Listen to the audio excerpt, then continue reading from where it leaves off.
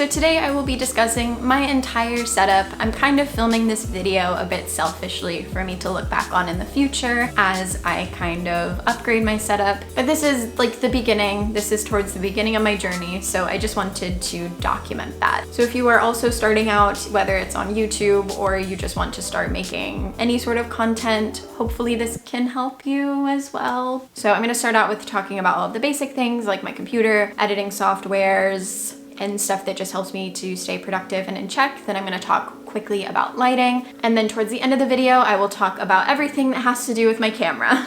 So let's get into it. I do want to start with my favorite thing and also the cheapest thing.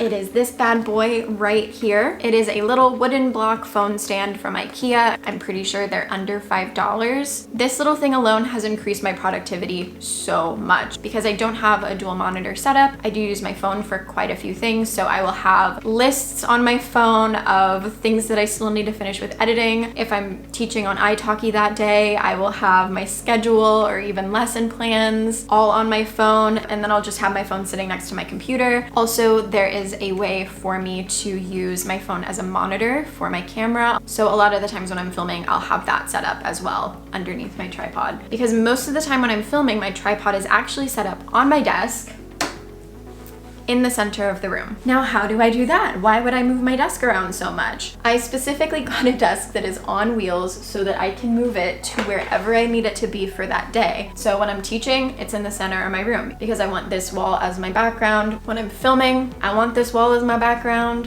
When I'm doing anything else, the desk is against the wall. It makes my life so much easier, and it's a fantastic way to maximize a small space. Also, my under desk organization is on wheels, so the whole setup moves. Again, game changer. Having everything on my setup be on wheels allows me to do whatever I want. It's so nice. As far as my computer goes, I have the MacBook Pro 2020, 13-inch, the cheapest version. This computer is probably the best purchase I've ever made. My old laptop is this big boy. First of all, it's too heavy for me to bring anywhere, and also it was so slow that it could not handle any editing software. So while I was editing, I actually didn't know what the final outcome was going to be until I was finished and had rendered the video. So for the first 6 videos on my channel, I edited the video blind, fully based off of sound. And then if I wanted to add any sort of text or title, I would just kind of throw it in and pray that the timing worked. So I'm glad to be done with this one. And then on my MacBook, I have this little converter guy, so I can have my mouse plugged in, and then it also lets me use my SD card. For editing, I use iMovie for some things, Davinci Resolve for most things, and then Canva for title cards and thumbnails. I also have AirPods. I got them for free. For a long time, I was anti-AirPod. I thought that they were stupid and overly priced, but if you get them for free. And then I have this external hard drive. It's actually my boyfriend's. He's just letting me borrow it. Don't know what the brand is, but I will find it and I'll link everything in the description.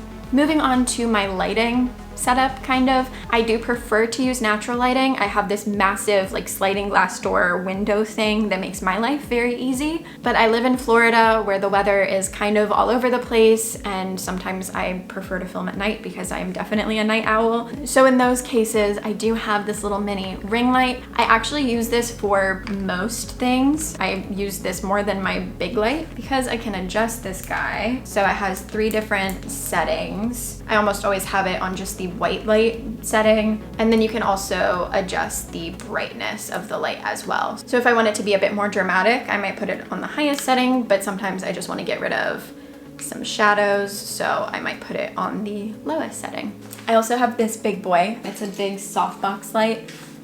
She's bright. This is good if there's no light coming into my room, but it does look a bit more harsh than what I'm aiming for. But overall, it's good. But now I'm gonna switch over to my phone, so there's gonna be a drop in quality with everything. And I'm going to show you everything that has to do with my camera. Before we talk about my Canon, I do want to mention something that's kind of small and affordable that I use if I want to make recording on my phone a bit better. I have this little clip-on lens, and it is both a macro and a wide angle lens. I don't really use the macro lens for anything, but I do use this. Haha. The wide angle lens comes in handy often, especially for self-tape auditions. But now let's chat about my baby, my pride and joy, my child, my Canon EOS M50. I am not super well versed in the world of cameras. I am trying to learn, but I do know the results that I want. And this camera allows me to achieve those results without it being super expensive or difficult. So let's chat about the microphone first. This is the Rode Video Micro. I did get this as a birthday present from my boyfriend's family. Disclaimer, so thank you. But it just plugs in super easily to the camera. It doesn't take like batteries or anything, and it's super easy. And it does have this little windscreen thingy. It makes it look like a cute little animal. It's really improved the quality of my sound. My first few videos especially, there was quite a bit of white noise in the background that really bothered me, but this has gotten rid of a lot of that. For the camera itself, I do just have the kit lens on here. And then as far as the settings I use go, I do use it in Full HD 1080p at 23.98 frames per second. I actually don't really like the way that 60 FPS looks. And you can absolutely call me crazy for that, but when I was doing my research, and this might be wrong, but I read that a lot of films are shot in 24 frames per second. And when I was looking at the difference between 24 and 30 and 60 FPS, I much preferred the look of 24 FPS. So that's that. This camera is able to shoot in 4K. It just doesn't have as amazing autofocus. So I actually don't shoot in 4K when I'm sitting and talking in front of the camera, just because of that autofocus thing.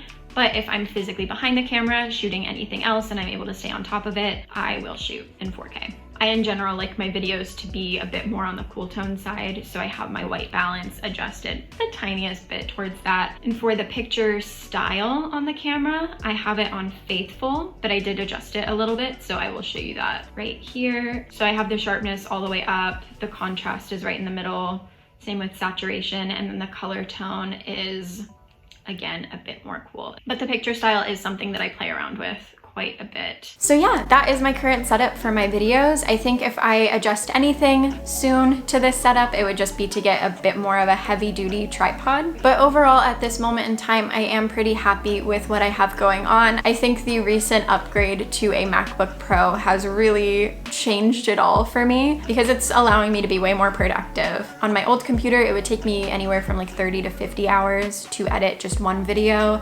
And now on my MacBook, I don't think it's taken me more than 15 for one video.